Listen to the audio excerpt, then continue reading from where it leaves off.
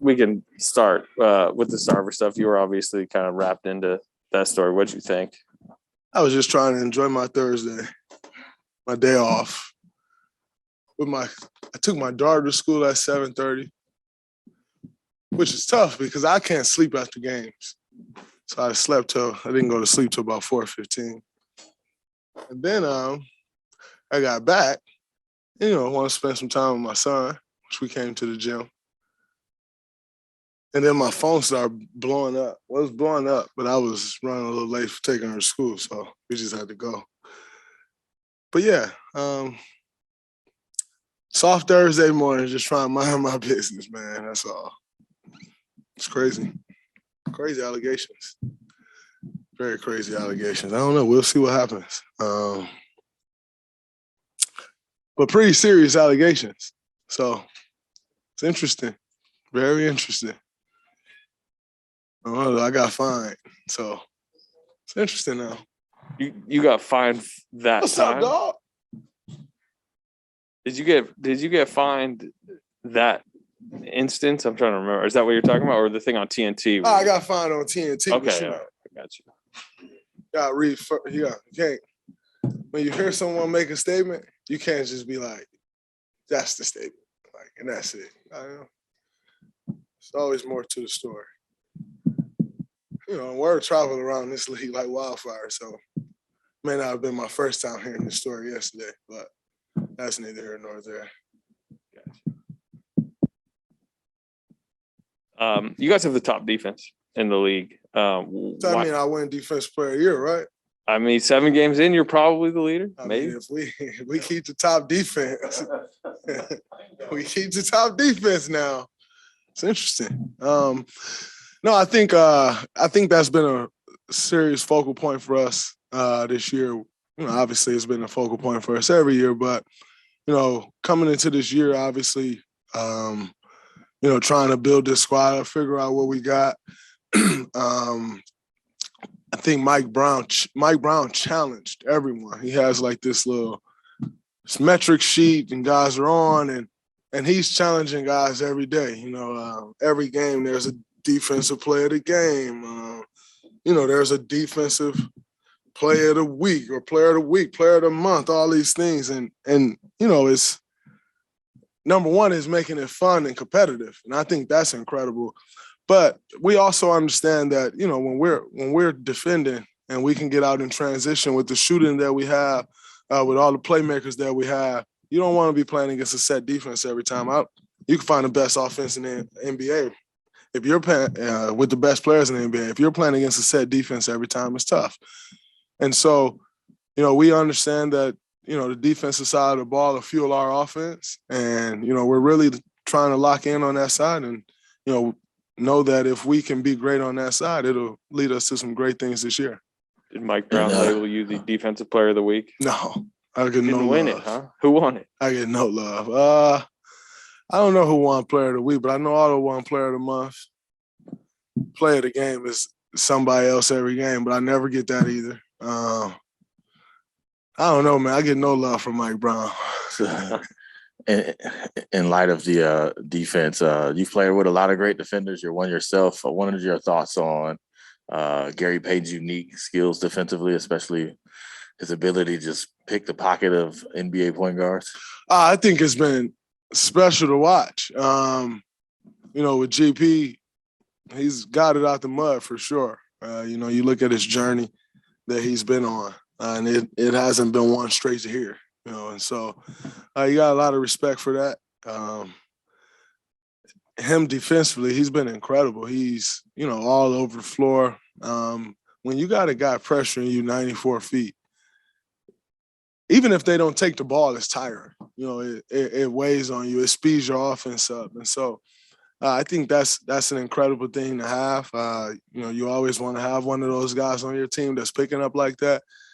And then the way he's picking pockets. He picked Ish Smith, 2 or 3 times. He got LaMelo once, these are NBA point guards. These aren't like these. Ish Smith been in the league longer than I have, I know for sure.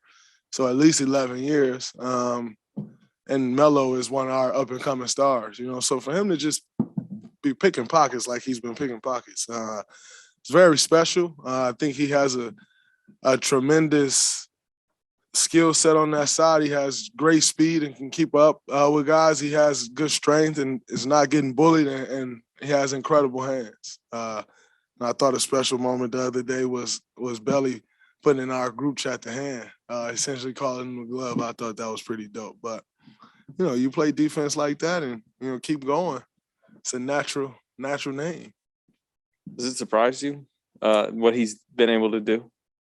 I wouldn't necessarily say surprised because, what he's been able to do was the reason that he ended up on a 10-day here last year, was the reason that he got that 10-day extended to a second 10-day, which eventually ended up becoming the remainder of the season, which led into summer league, which training camp, and he's here, So, he's passed every test. I can't say that I'm necessarily surprised, but I am impressed with the growth from even last year to this year. The player, he's a different player than he was a year ago, So I am impressed with the growth. There was moments where it was you, him, Andre. I was trying to think of a more suffocating trio. Do you and Andre, as guys have been doing this for so long, do you see like, we can give him some game, some wisdom, and this could be a pretty suffocating trio, just perimeter, stopping guys from handling. Can you see the vision and the opportunity for you three to do something? Absolutely. Andre is obviously an incredible defender, understands the game better than just about anyone, has incredible hands. I try to do what I do on that side of the floor, and you add GP into that mix, who's just a pest all over the place, getting under guys, picking them up full, speeding guys up. I think there's definitely some potential to be a great defensive trio / lineup with that group. I think we saw some of that the other night. And it's, I think as a leader on this team and I'm sure as a coach, it's comforting to know that you have that, to know that you can go to that if you need stops, if you need to kind of get the pace, speed the tempo of the game up, getting that broad pressure and guys getting in passing lanes and screwing up the offense, the opposing team's offense. I think that's definitely something that we will be able to rely on this year and some that can give us a boost for sure. We were talking a couple of weeks ago. It was too early to say the aura is back and from where you guys were a few years back. But as you guys keep rattling off these wins, are you enjoying that the league seems to be going, they're on the way? I don't really pay attention to the league. Same league that said we weren't on our way and we won, and also the same league that said we were on our way and we lost. So it really doesn't matter. I do think this team is getting better. I think we have a ton of things that we can improve up on. And I think if we can improve up on those things, we become a more dangerous team. But what are we, 6-1, 7-1? So a bunch of games left. So just got to keep getting better. Embracing the process as far as the season goes and how you need to improve each and every time that you step on the floor. Where there are, you get to points in the season where things that was happening in week 1 should no longer be happening at all, So I think it's all about the continued growth. And if we can continue to grow, I think the sky's the limit. Steve told us a story the other night. He said he was pouting on the bench and you kind of called him out about it. Can you detail what went on? Well, we had a conversation about turnovers, and it's something that we all know we need to be better at from the coaching staff, to the players and anybody else in this organization. That we need to be better at taking care of the ball. And so we had spoke about it, and then we came out in that first quarter flipping it like hotcakes. I mean, ball was all over the place. And he took the first time out, and we spoke about it again. And we came out of the timeout turning it over even worse than we were when we went into the timeout. And as something that we all know that we need to improve upon. We all know that this is a point of emphasis for us. We all know that this is possibly something that can hold this team back. It's not as if, we're going out there to purposely turn the ball over, but, that's something that we have to figure out. And as we're doing it, you kind of, when you turn the ball over, I think a natural reaction for most basketball players to look over at the bench. And so you look over at the bench and coach is over there like,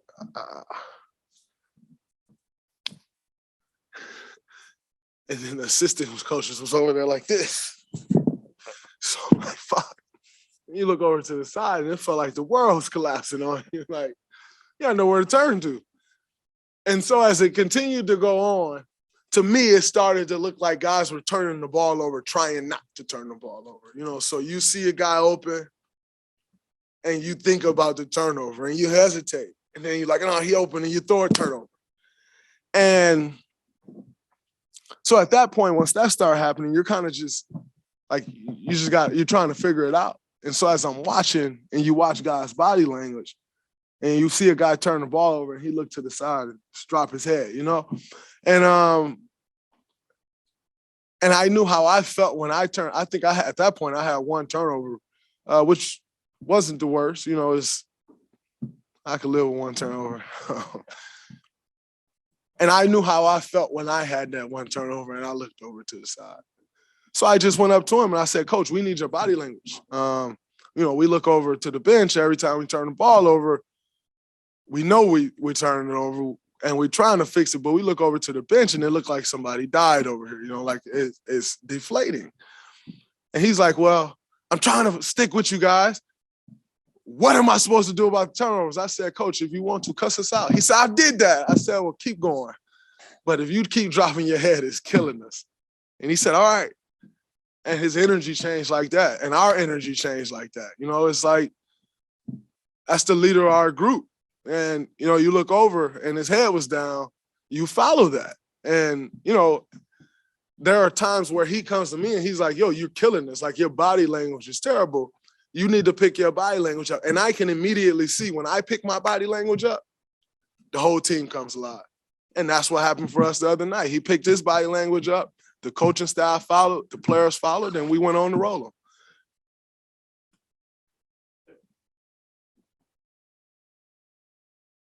them. Oh, what's up, bro?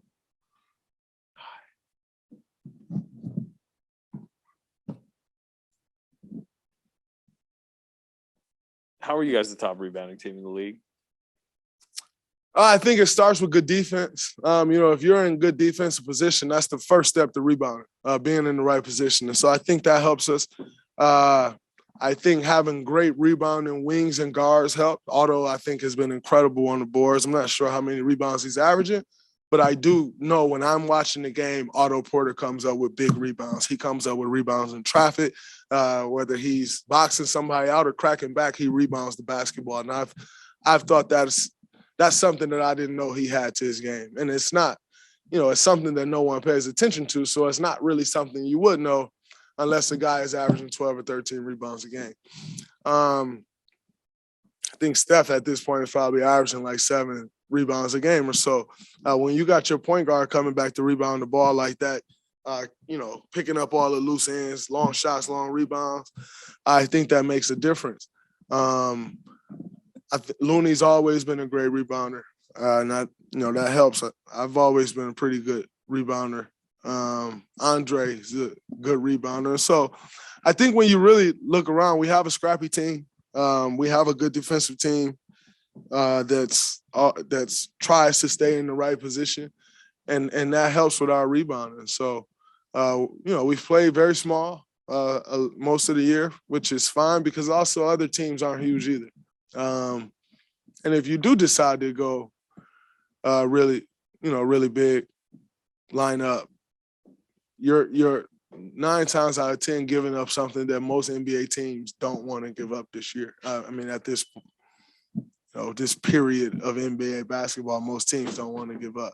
This kid is incredible. He just walks around here like he owns the place. And I think that, that helps us.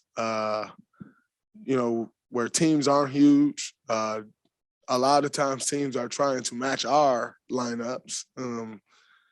And, we know how to play that style of basketball. Just because you can match it in size don't mean you can necessarily, you put a guy out there at the 5 who don't really know how to play the 5, who don't understand rebounding patterns. And it's different. To that point, Draymond, how much of your success this year has been because you guys have added a few guys who are vets who really know how to play?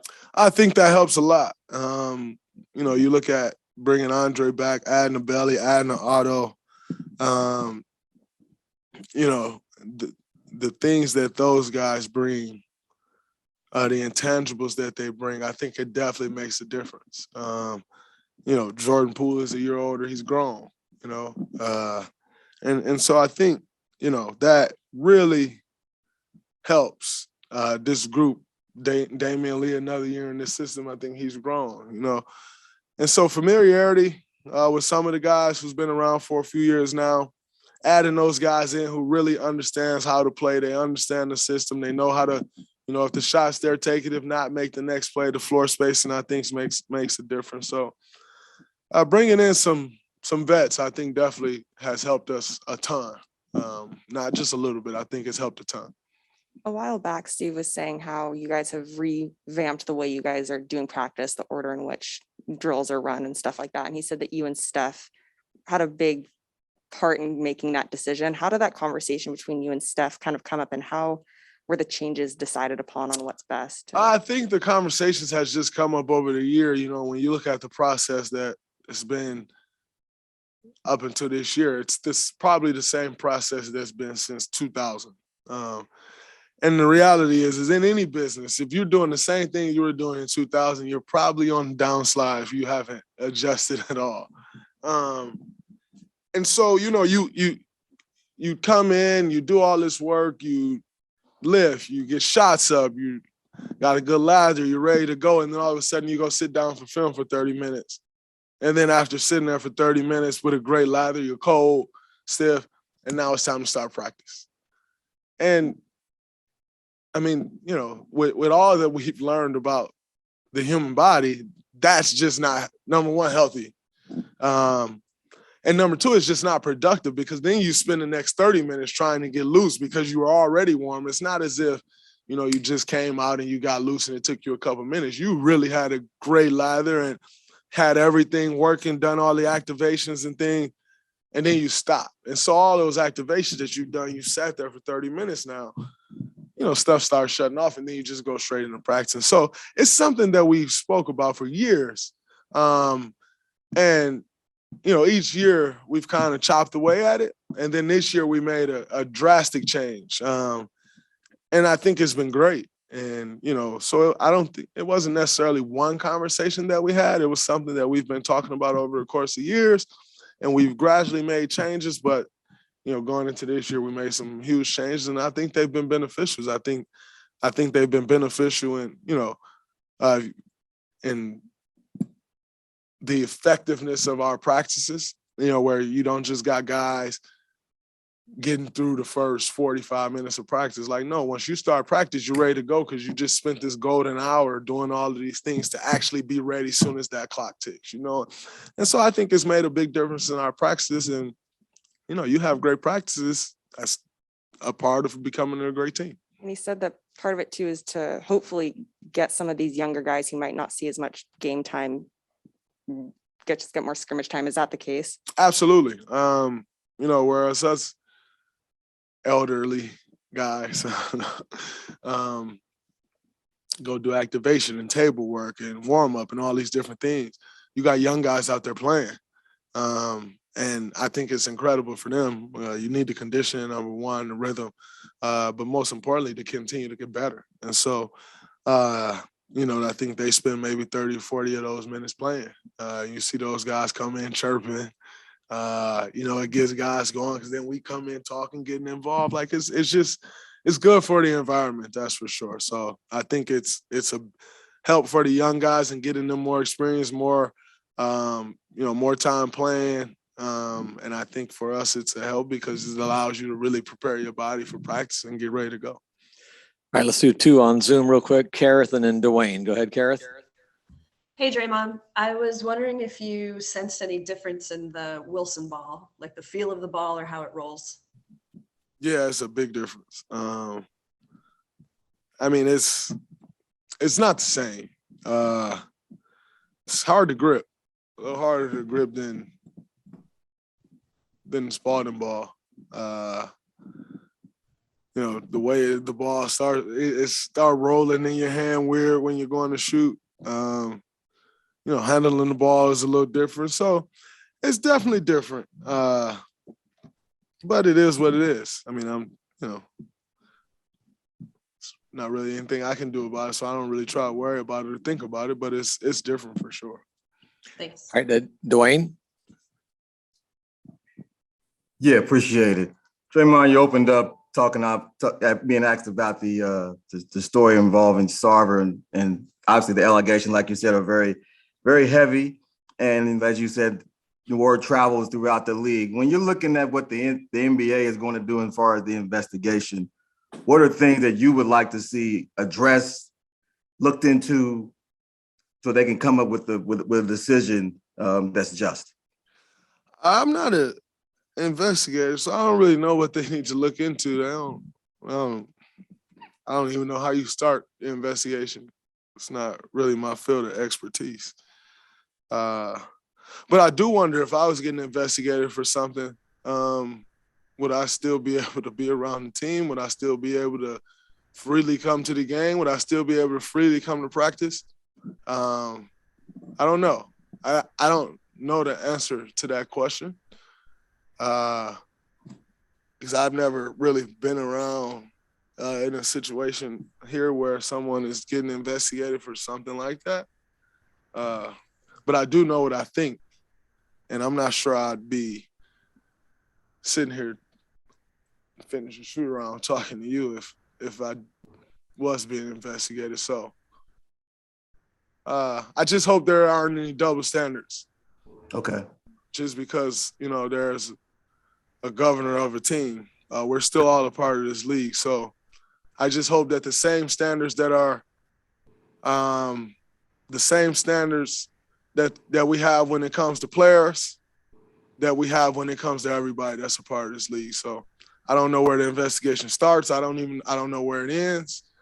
I don't know who you talk to. That's really none of my business. But what I do hope is there aren't any double standards in this league, and the same thing that applies to us players applies to everybody. Thank you, sir. Great. Thanks, everybody. Appreciate that. Coach Kerr will be 5:15 pregame.